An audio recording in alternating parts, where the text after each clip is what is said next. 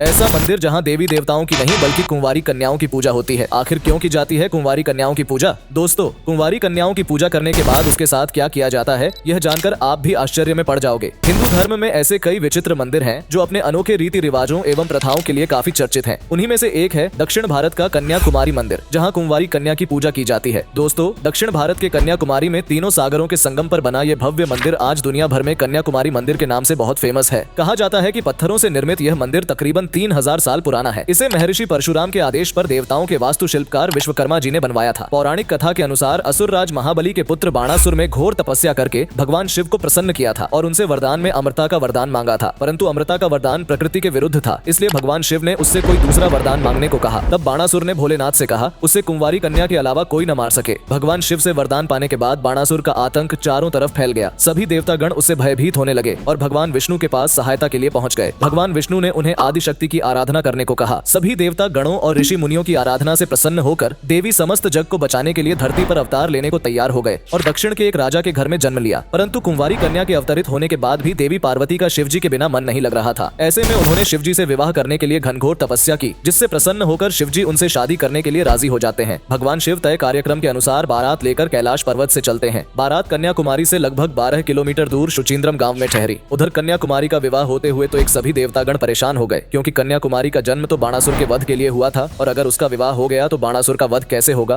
पहले तो उन्होंने देवी को समझाने का बहुत प्रयास किया, लेकिन जब देवी नहीं मानी तो मजबूरन उन्हें छल का रास्ता अपनाना पड़ा। असल में विवाह का समय ब्रह्म मुहूर्त पर रखा गया था, लेकिन नारद जी ने आधी रात को मुर्गे का रूप धारण करके बांग दे दी, जिससे शिवजी को लगा कि सुबह हो गई, अब महारत पर मंडप तक नहीं पहुंच पाएंगे, इसलिए वह बारात लेकर कैलाश पर्वत वापस लौट गए। वहीं दूसरी तरफ बारात के न आने से देवी क्रोधित हो जाती है और बारात के लिए बना सारा भोजन समुद्र में फेंक दिया, जो कि आज भी दाल चावल के आकार में कन्याकुमारी के तट पर रंग बिरंगी पत्थरों के रूप में देखने को मिलते हैं। इस घटना के बाद देवी कुमारी के दैवीय सौंदर्य की चर्चा बाणासुर तक भी पहुंची और उसने देवी से विवाह करने का प्रस्ताव भेजा। मना करने के बावजूद जब बाणासुर देवी कन्या से जबरदस्ती पर उतारू हो गया, देवी कन्या ने अपने चक्र से बाणासुर का वध कर दिया। कहा जाता है कि बाणासुर के मारे जाने के बाद परशुराम और नारद जी ने देवी से कलयुग के आखिर तक इसी जगह पर रहकर शैतानी शक्तियों से लड़ने की प्रार्थना की और देवी वहीं पर ठहर गई। उसके बाद भगवान परशुराम समुद्र पर एक विशाल मंदिर की स्थापना की, जहाँ कन्या रूप में देवी को प्रतिस्थापित किया गया और वह एक काले पत्थर की प्रतिमा के रूप में मंदिर में पूजी जाती है। दोस्तों, मंदिर में प्रवेश करने पर ऐसा लगता है कि मानो आज भी देवी 16 श्रृंगार करके भगवान शिव के आने का इंतजार कर रही है। साथ ही देवी ने समुद्र के भीतर उभरी जिस शिला पर शिवजी की तपस्या की थी, वह आज भी उनके चरणों के निशान मौजूद है, जिसे तमिल में श्रीपद पराई कहते हैं। जानकारी के लिए बता दें कि कन्याकुमारी मंदिर का उल्लेख रामायण और महाभारत जैसे ग्रंथों से लेकर पुराण में और उपनिषदों में भी मिलता है। वहीं इस मंदिर से जुड़े एक अन्य मान्यता के अनुसार इस धाम को देवी के 51 शक्तिपीठों में से एक जाना जाता है। दोस्तों, कहा जाता है कि ब्रह्मपुत्र राजा दक्ष प्रजापति ने भगवान शिव को अपमानित करने के उद्देश्य से यज्ञ का आयोजन किया था, जहाँ अपने पति का अपमान देखकर देवी सती ने उसी में अपनी जान की आहुति दे दी, जिसके बाद क्रोधित शिव उनका शव लेकर धरती पर विचरण करने लगे। तभी भगवान शिव का क्रोध शांत करने के लिए विष्णु जी ने सुदर्शन चक्र चलाकर माता सती के शरीर के 51 टुकड़े कर दिए थे, ताकि देवी सती का शरीर भगवान शिव के सामने से ओझल हो जाए और उनका गुस्सा शांत हो जाए। ऐसे में देवी सती का अंग काट कर जहाँ जहाँ गिरा वहाँ पर सभी जगह शक्तिपीठ बनते चले गए। दोस्तों, माना जाता है कि कन्याकुमारी में देवी सती की रीढ़ और कुंडलिनी गिरी थी, जिसके चलते यह जगह अध्यात्म की दृष्टि से भी काफी महत्वपूर्ण मानी जाती है।